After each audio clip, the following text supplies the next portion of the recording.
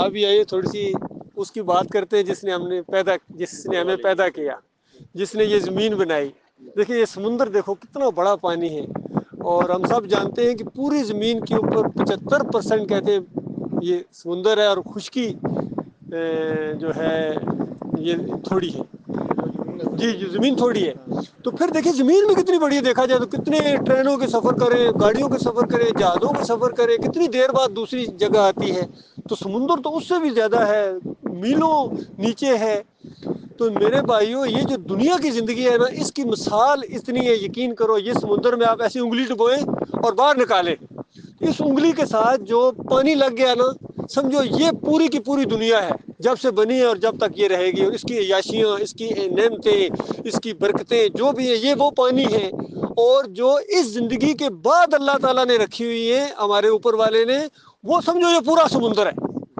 تو اس سے آپ اندازہ لگائیں میرے بھائیوں، اس تھوڑی سی زندگی کے لیے ہم کتنی کوشش کرتے ہیں، کتنی محنت کرتے ہیں، اور جہاں ہم نے ہمیشہ رہنا ہے۔ اور اوپر والے نے یہی بتایا ہے، ہر دور کے اندر جو بھی کوئی اس کی طرف بلانے والا آیا ہے، اوپر والے کا مطلب یہ ہے کہ اب نیچے والے فارغ ہو گئے، کیونکہ جب نیچے والے پہلے انسان نیچے والوں کی بندگی کرتے ہیں نا، نیچے سارے کرتے ہیں، سب کر رہے ہیں، انسان جتنے ہیں ہمارے ہندو بھائی ہیں وہ مورتی کی پوجا کر رہے ہیں، سکھ بھائی دوسری کی، ہمارے مسلمان بھائی ان سے بھی زیادہ کر رہے ہیں۔ یہ جو کوئی مزاروں پر چڑھاتے ہیں، مزاروں کے سامنے جھکتے ہیں، سجدے کرتے ہیں، مانگتے ہیں، یہ کرتے ہیں، یہ سب نیچے والے کی بندگی کرتے ہیں۔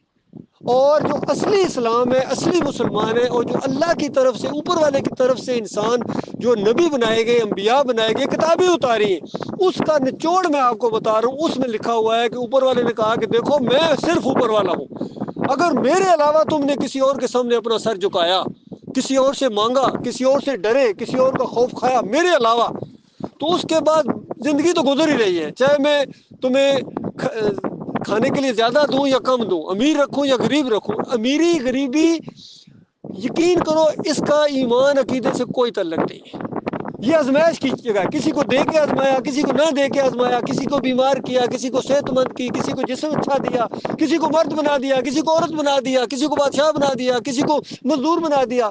یہ سب کو بنا کے اللہ نے سب سے ایک ہی چیز مانگی ہے کہ میں تمہارا الہ ہوں، میں تمہارا معبود ہوں، چاہے غریب ہو، چاہے امیر ہو، چاہے بادشاہ، اگر بڑے سے بڑا دنیا کا بادشاہ بھی ہے، لیکن اگر اوپر والے کو نہیں مانتا ہے، اس کے سامنے اپنا سر نہیں جھکاتا ہے، اس کے سامنے اپنی مشکلیں پریشانیاں نہیں بیان کرتا ہے، تو یقین کرو اس زندگی کے بعد جو زندگی آئے گی نا، وہ مالک نے بتایا کہ مرنے کے ساتھ ہی، زیادہ دور نہیں،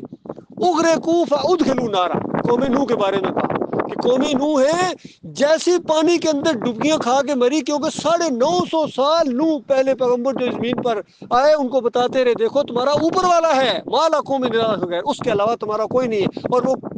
کن کو پکارتے تھے؟ 5 نیک لوگوں کو پکارتے تھے، واد، سوا، یعوز، یعوق اور نصر، سورہ نوح کے اندر نام آئے ان کے۔ اور بخاری کی روایت کے اندر آتا ہے، نبی صلی اللہ علیہ وسلم فرماتے ہیں کہ 5 نیک بندے تھے جن کو قوم پکارتی تھی، اور نوح علیہ السلام کہتے تھے نہ ان کو پکارو، ان کے طریقے پر چلو، ان کو پوجنا پکارنا نہیں ہے۔ اگر کہتے نہیں جی بڑے نیک تھے، جی بھائی نیک تھے تو کس وجہ سے نیک تھے، ذرا سوچو نا۔ نیک اس وجہ سے تھے کہ اوپر والے کو مانتے تھے، اگر اوپر والے کو نہ مانتے کیا نیک ہوتے؟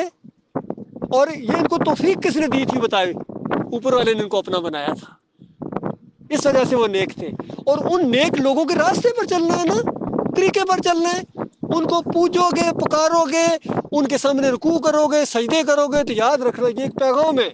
جو میں آپ کو بتا رہا ہوں، پورے قرآن کا میں آپ کو نچوڑ بتا رہا ہوں۔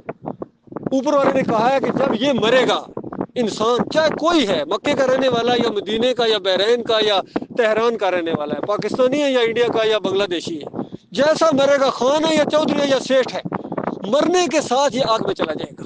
پھر کوئی نہیں اس کو بچا سکتا۔ پیچھے والے چاہے اس کے لیے جنت الفردوس کی دعائیں مانگ رہے ہوں، چاہے چافتے کراؤ، چاہے چیلم کراؤ، چاہے جمراتیں کراؤ، پورے قرآن پڑھ کے کہو کہ یا اللہ اس کو بخش دے۔ کیسے بخش؟ اللہ نے بتا دیا تھا، موقع دیا تھا دنیا میں، تو اس نے اللہ کی طرف انہیں رخ نہیں کیا، کسی نے مورتی کی طرف کیا ہوا، کسی نے مزار کی طرف کیا ہوا، کوئی پیر صاحب کی پنڈلیاں دبا رہا ہے، کوئی بادشاہ کو رکوع کر رہا ہے، سجدے کر رہا ہے، وہ نہیں کرنے ہیں، یہ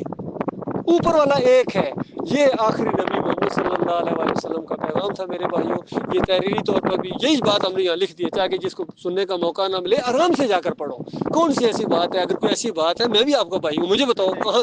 اور اگر صحیح ہے تو میرے پیارے بھائی اس کو مان لیں، پھر تو قائم ہو جائیں۔ ان لوگوں کے اوپر روزہ فرض کیا یہ جو رمضان کا مہینہ ہے، کہ جو یہ بات مانے گا اس کے اوپر روزہ ہے، اس کے اوپر نمازیں ہیں، اس کے اوپر حج ہے، اس کے اوپر عمرہ ہے، وہ کامیاب ہو جائے گا دنیا میں بھی۔ چاہے جیسے دنیا میں، یہ مطلب نہیں ہے کہ یہ بات مانو گے تو پریشانیاں ساری آپ کی دنیا میں ختم ہو جائیں گی، ایسا نہیں ہے۔